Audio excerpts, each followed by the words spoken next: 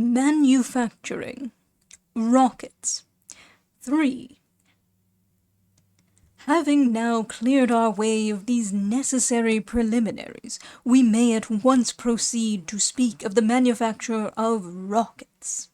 First, of what a rocket is, and then of how it is made. There is nothing like starting with a good, distinct notion of what we have to make, before we set to work to make it. It is said of a person who was asked by his friend to give him a logical definition of a house, that he at once replied that it was a thing with a chimney. Which definition, being equally applicable to a moderator lamp and a steam engine, can hardly be considered exhaustive in the case of a house. And, in like manner, if we start with the idea that a rocket is a thing that goes up in the air, we shall not have any very tangible model of rocket excellence before us as a guide in our work. It is, however, very true that some rockets which we see can only be properly and faithfully described as things which go up in the air, for they no more deserve the name of a rocket than does a child's kite or a cock sparrow, either of which would come equally well under the above definition. But let us see whether we can arrive at something a little more accurate.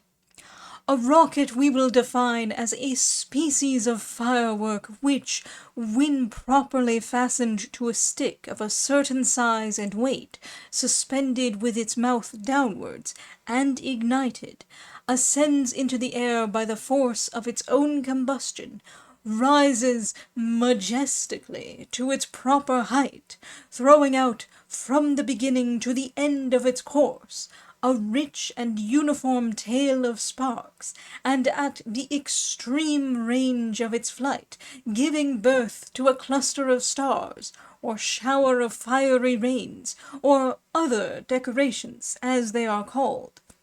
which should burn long enough to be well seen, and not disappear almost at the moment of their appearance. This is what every rocket should be when fired, and let me beg of you not to stop short of attaining this excellence, for perseverance will give you experience, and with the aid of these two you need despair of nothing.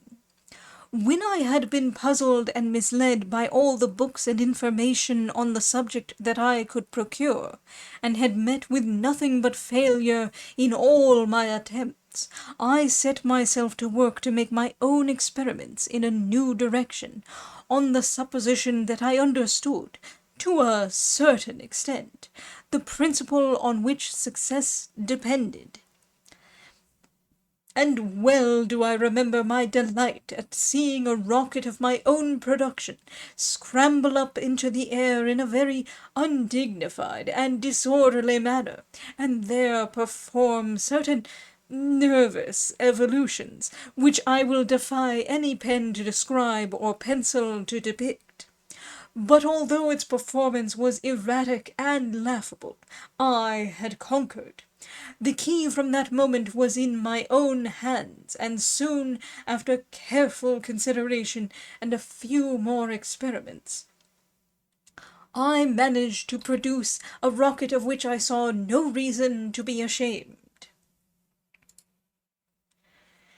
I have stated above what appearance a good rocket should present to the eyes of a spectator when fired. I am now about to state what appearance it should present to its manufacturer before being fired. In fact, what it is that he has to make.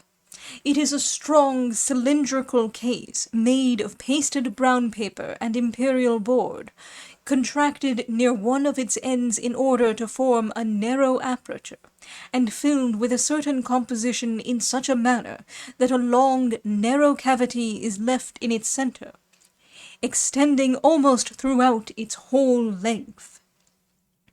This is what I shall call the rocket, for the ascending power lies solely in this part. The head, being an after addition, will be spoken of in its proper place and not allowed to interfere here. In the annexed woodcut A represents the exterior diameter of the case, B the interior diameter of the same, C the long cavity extending from the mouth up the center of the composition, which cavity is called the soul of the rocket. D the composition with which the remainder of the case is filled. The lower of the two C's represents the mouth, or choke, as it is called, at which all the combustion that goes on in the rocket has to find its vent. When a light is applied to the mouth of the rocket, the whole surface of the soul of the rocket is set on fire at once, and on this depends its power of ascent. For so large a quantity of fire having to make its escape through so narrow an aperture, and meeting with considerable resistance from the external air, makes the rocket recoil in a direction opposite to that of its mouth, until all the combustible material which it contains is consumed. This is a broad outline of the principle upon which rockets ascend.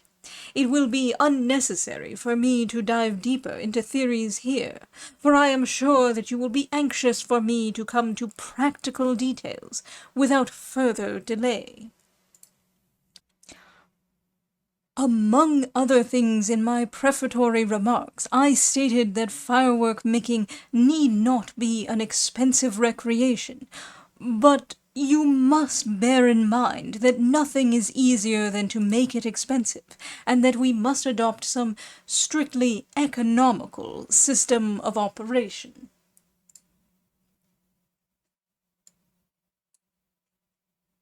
Since rockets are the most scientific of all fireworks, and the apparatus necessary for making them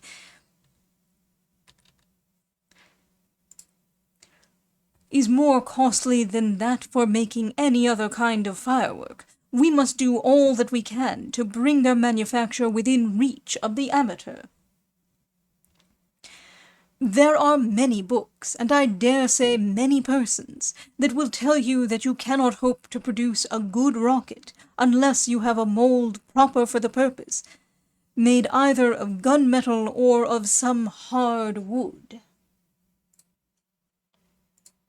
I believe that I am right in telling you that such a piece of apparatus varies in cost from £3 to £10, but I also know that I am right in assuring you that a rocket, in every respect equal to many that are rammed in a mold, may be produced without this expensive luxury. I can only say that I never use a mold, and my belief is that the workmen employed by professional pyrotechnists are, for the most part, only too glad to dispense with its use, for it is of importance to them to ram the greatest possible number of rockets in a given time, and if they were to be delayed by having to unscrew and screw a mold before and after filling each case, half their time and its value would be lost to them. I use, and recommend you also to use, a simple steel spindle let firmly into a wooden block, and if your cases are made strongly enough, you will be able to produce all that your ambition will picture to you by means of this inexpensive apparatus, and without the help of the mold. But before we speak of the size and proportions of this spindle, it will, of course, be necessary for us to determine the size of the rocket which we intend to produce.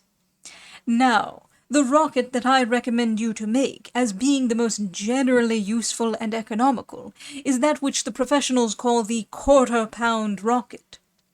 You will bear in mind that this name is not intended to signify that the rocket, when finished, will weigh 1/4 pound, but that its interior diameter is equal to the exterior diameter of a leaden ball weighing 4 ounces.